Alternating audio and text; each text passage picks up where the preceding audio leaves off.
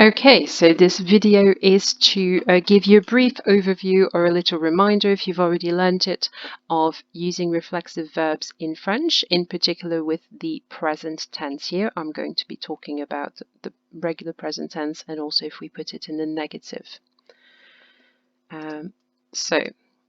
Before we actually look at the present tense, let's have a little reminder as to what the infinitive means.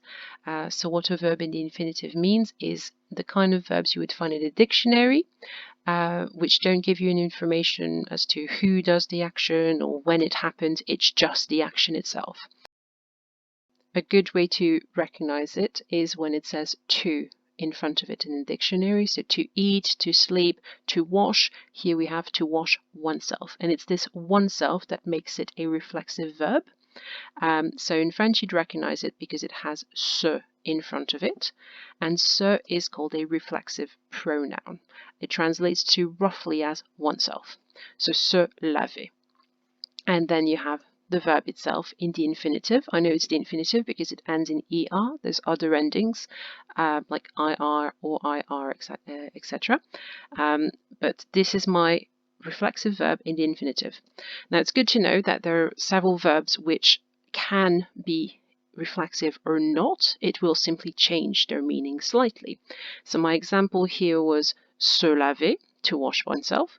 But if I just find laver, it would mean to wash a dog, to wash a car, to wash my hands. But to wash oneself, if I wash myself in the shower, then I would use the reflexive. Same thing with appeler, to call Bob, to call on the phone, etc. Or s'appeler, to call oneself. So for example, je m'appelle Bob, I call myself Bob, my name is Bob. Regarder, to look at something, at the door, to look at a bird. Se regarder is to look at oneself, for example, in the mirror. Okay, so as I said, good way to remember is that se roughly translates to as oneself. So let's have a look at the present tense.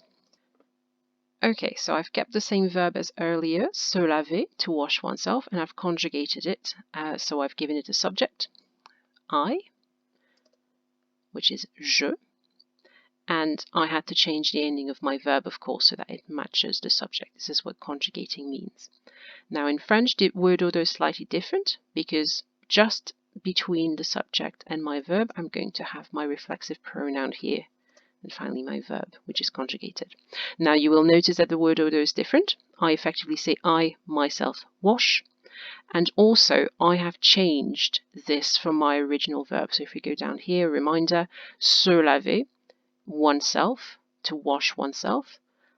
Now, I don't want to say I wash oneself, that would be weird. I wash myself. So that's why I've changed it. It needs to match my subject. So again, refer to your material in your books or on another video if you don't quite remember which options you have. You definitely have a list if we've seen it in class.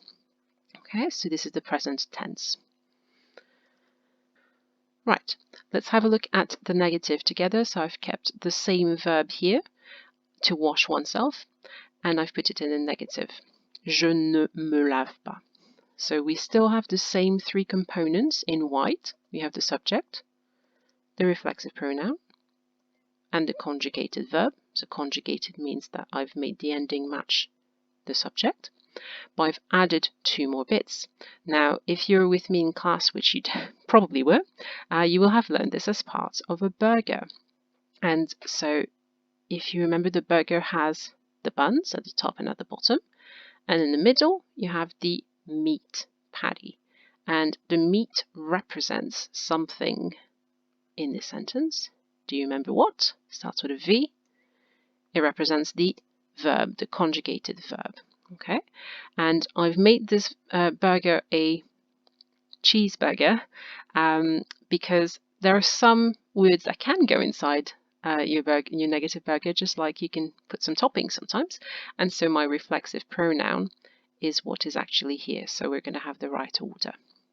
Okay, so when you use the negative, just remember the burger. Remember that you have the verb in the middle, the conjugated verb, and please don't put the cheese on top. That would be really weird. So don't say je me ne lave pas. That would be weird.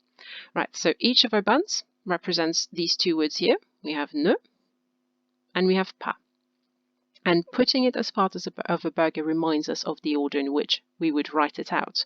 So you don't change the order and put the two buns at the bottom and put maybe the meat on top. You just keep it in a logical order. So subject, ne, reflexive pronoun, conjugated verb, pas. Subject, ne, reflexive pronoun, conjugated verb, pas. Je ne me lave pas. And there we go.